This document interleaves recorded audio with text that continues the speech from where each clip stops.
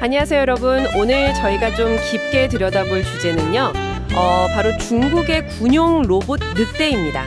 최근에 나온 중국 로봇 늑대, 미래전장의 서막이라는 분석 자료가 있어서 그걸 중심으로 한번 이야기 나눠보겠습니다. 네, 안녕하세요. 이게 그냥 연구실에만 있는 게 아니라 실제 군사훈련에도 나왔다는 게 중요하죠. 앞으로 전쟁이 어떻게 바뀔지 그 의미를 좀 파악해 봐야 할 것 같습니다. 그렇죠. 그럼 먼저 이 로봇 늑대, 이게 도대체 뭔가부터 좀 짚어보죠. 그 인민해방군 PLA가 공개한 거잖아요. 무게가 한 68kg, 꽤 나가네요. 네, 맞습니다. 그런데 단순히 크기만 한 게 아니라 성능이 중요하죠. 자료 보면 100m 밖에서도 정밀 타격이 가능하고요. 100m요? 와. 네, 그리고 등에는 돌격소총이나 로켓 발사기 같은 무기도 달 수 있다고 해요. 또 다양한 지형에서 움직이는 건 기본이고 따라와, 나 엄폐해 같은 그런 사람 목소리 명령도 알아듣는 거고 하니까 음성 명령까지요. 네. 그러니까 이게 단순히 그냥 원격 조종하는 기계를 넘어서 위험한 곳에서 사람 대신 싸우게 하려는 그런 목적이 분명해 보입니다. 사상자를 줄이려는 거겠죠. 확실히 단순한 기계 이상이라는 말씀이 와닿네요. 근데 더 흥미로운 건 이 로봇들이 혼자 움직이는 게 아니라 꼭 진짜 늑대들처럼 이렇게 무리지어서 작전한다면서요? 바로 그겁니다. 그게 제가 볼 땐 가장 주목해야 할 부분, 혁신인 것 같아요. 자료에 따르면요. 대장 역할을 하는 로봇이 있어서 정찰이나 정보 수집을 하고 또 공격 유닛은 막 사격 지원을 하고요. 역할 분담이 확실하네요. 네, 심지어 지원 유닛은 탄약이나 보급품 운반까지 맡는다고 해요. 이게 그냥 로봇 몇 대 모아놓은 게 아니라 체계적인 거죠. 3x3대형으로 움직이면서 정찰, 타격, 엄폐. 이거 어디서 많이 본 것 같지 않으세요? 전통적인 보병분대 전술이랑 상당히 비슷합니다. 아, 그러네요. 로봇으로 보병 전술을 구현한다? 이건가요? 그렇죠. 개별 로봇의 능력도 중요하지만 이젠 그걸 어떻게 조직적으로 운용하느냐, 그 팀워크가 핵심이 되는 것 같습니다. 근데 이게 그냥 계획만 그런 게 아니라 실제로 그런 모습이 공개가 됐다는 거죠? 그럼 이제 진짜 실험 단계를 넘었다고 봐야 하는 거 아닌가요? 네, 맞습니다. 2024년 11월에 PLA 76 집단군 훈련에 정식으로 나왔고요. 중국 관영 CCTV 다큐멘터리 전진하라던가요?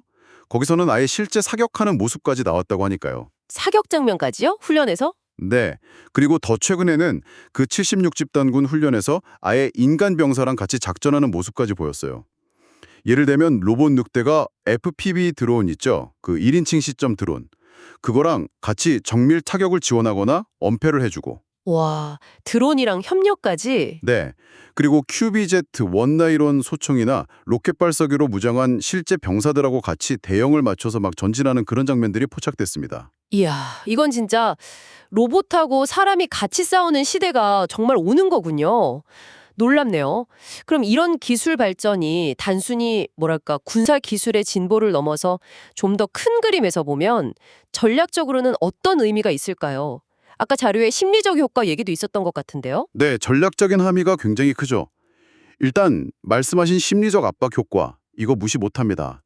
그 푸찬시아오라는 중국 군사 전문가 분석을 보면 로봇은 파괴돼도 감정 없이 계속 다가오잖아요.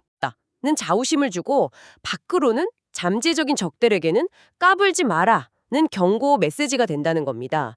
일종의 이중 효과죠. 안으로는 자부심, 밖으로는 경고. 그럼 미래 전장 자체는 어떻게 바뀔까요? 이게 제일 궁금한데. 그게 아마 가장 근본적인 변화일 겁니다. 중국이 지금 군용 5G 네트워크를 개발 중이라고 하는데 이걸로 로봇을 최대 1만 개까지 동시에 연결하고 통제할 수 있게 한다는 목표거든요. 1만 개요. 네.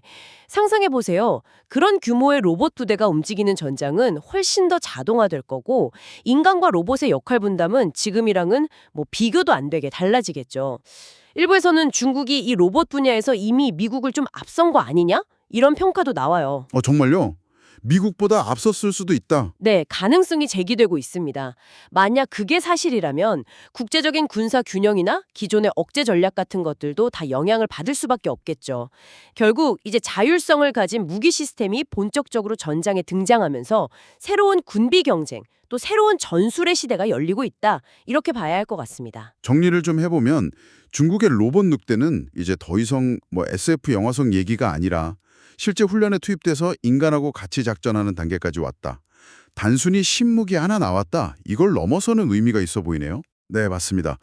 이건 자율무기 시대가 정말 본격적으로 시작되고 있다는 중요한 신호탄이고요. 전통적인 군사 전술이 근본적으로 바뀔 거라는 예고편이기도 합니다. 더 나아가서는 기술 패권을 둘러싼 경쟁이라든지 국제 군사 균형에도 이게 새로운 변수가 되는 거죠. 그럼 이 모든 게 뭘 의미하냐? 결국 우리가 알던 전쟁의 모습이 뿌리부터 달라질 수 있다. 그리고 그 변화는 이미 시작됐다. 바로 이 점입니다. 그렇군요. 오늘 말씀 정말 잘 들었습니다. 네. 근데 마지막으로 한 가지만 더 생각해 볼 점이 있어요. 이 로봇들이 결국에는 자국 병사들, 사람들의 피해를 줄이기 위해서 개발됐다는 명분이 있잖아요. 네, 그렇죠. 그게 중요한 이유 중 하나겠죠. 그런데 과연 이런 기술이 널리 퍼졌을 때 실제 전쟁을 시작하는 것에 대한 어떤 정치적인 부담감이라든지 아니면 전쟁에 대한 대중들의 생각, 용인 수준 같은 것들에는 어떤 영향을 미칠까요? 인명 피해가 줄어든다고 하면 전쟁을 더 쉽게 생각하게 될 수도 있지 않을까? 뭐 이런 부분은 앞으로 계속 좀 지켜봐야 할 문제입니다. 네, 정말 중요한 질문이네요. 다음 시간에는 더 새로운 소식을 전해드리겠습니다.